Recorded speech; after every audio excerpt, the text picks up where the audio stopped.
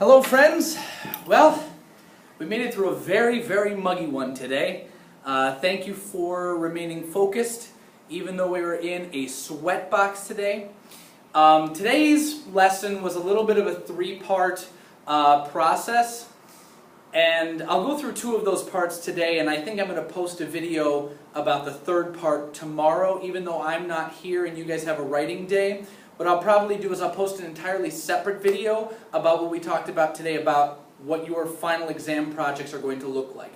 So hold on for that. I will just tell you, make sure, just like I told you in class, to be thinking about what nonfiction topic you would like to choose to have at writing a children's book for second and third grade level readers. It should be a topic that's important to you. It should be a topic that relates to you. And it was sort of my springboard into today's lesson.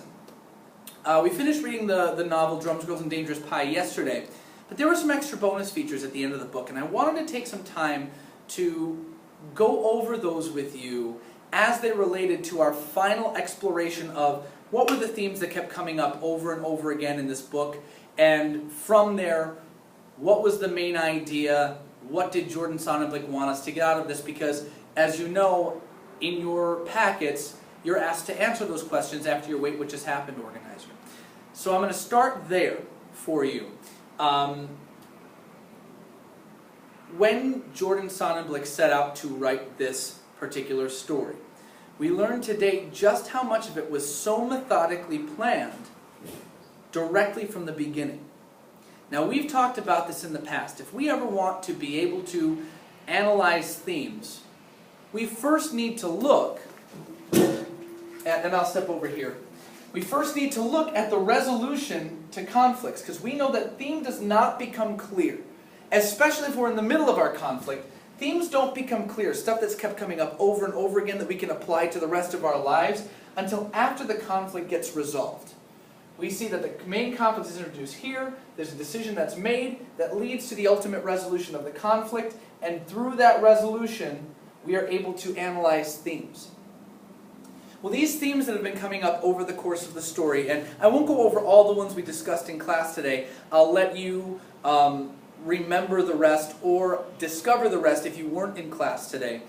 But we took a look at some of the conflicts and we said, what kept coming up over and over and over again in these conflicts that might lend themselves to be themes that are a little bit bigger than the story itself, because we know that that's what a theme is. It's stuff that comes up over and over again, but lends itself to being bigger than just the individual specific story itself.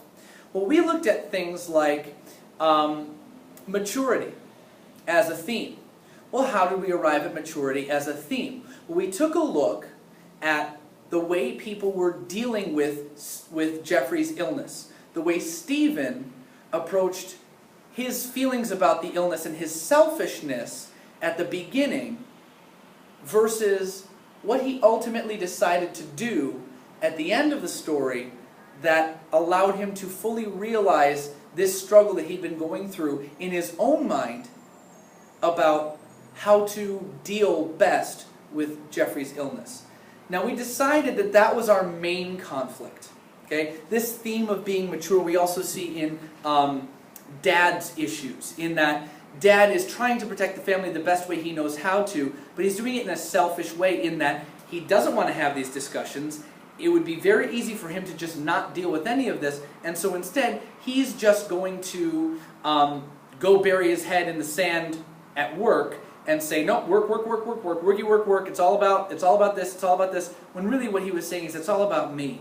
And it wasn't until he started to try to resolve that conflict of it's all about me and I'm ignoring my family, that he finally came up with this sense that really being a mature adult man is all about thinking about other people first. And so that conflict and resolution led to the overall theme of what is maturity and selfishness versus selflessness, which we see as a running theme throughout other people's conflicts and resolutions too. Also this notion about And this is where the main conflict comes in, because we decided that the main conflict wasn't actually Jeffrey's cancer. It wasn't actually his leukemia. It was actually what conflicts came about as a result of that. Because our main character, Stephen, his entire main conflict exists where? In his own head. See, he is balancing this business of how do I deal with Jeffrey's cancer, and also how do I find my identity in the middle of all of this. So the conflict is an internal conflict. And ultimately, he makes a decision. The climax of the book is, do I stay and play my concert? Or do I go with Jeffrey? Now granted, we've got a lot of subplots and subtext that leads up to him making this ultimate decision where he says, instead of focusing on the things I can't change, Jeffrey's cancer, my family's issues, all of the people who are trying to deal with this, I'm going to focus on the things I can change. I can make a decision that my brother is more important than my concert. That my brother and the promise I made to him, to my grandfather, to Samantha, is ultimately a test of my maturity more than can I be looked up to for my drumming skills.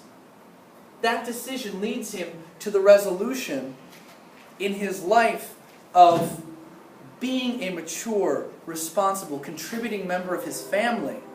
And that change that we see in Stephen, as a direct result of the advice he's given by Mrs. Galley,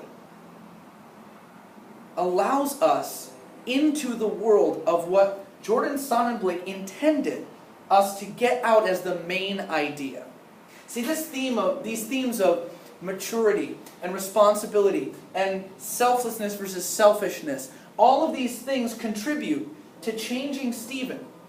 Well, we know as quality readers and who know about the structure that the change that we see in the character was specifically planned by Jordan Sonnenblick for us to experience as well as we connect to the main idea.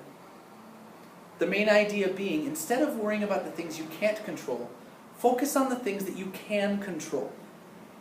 Even the title has a whole bunch of that representation in it. It kind of confirms for us that our main idea is spot on. Dangerous Pie. That represents Jeffrey. Well, at the beginning of the book, he sees Jeffrey as an annoyance, just like the dangerous pie, as something that wrecks everything. But at the end, we recall, he says, I would have eaten that dangerous pie if I could have stopped October from coming. My loyalty now is to my brother and cherishing these moments instead of viewing them as an annoyance. Girls, Annette, Renee, Samantha, even to a certain extent, Mrs. Galley and Miss Palma.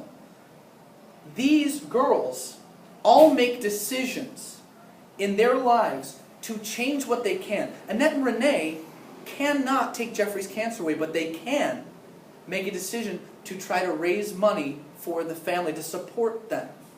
Again, these are major events in the story represented in the title that lead us towards that main idea. Even this drums business, right? The drums represent ultimately his decision at the climax of the story. His drums become secondary to Jeffrey. And they are representative of his choice to be mature, to be a different person, to control what he can, and not worry about the things he can't.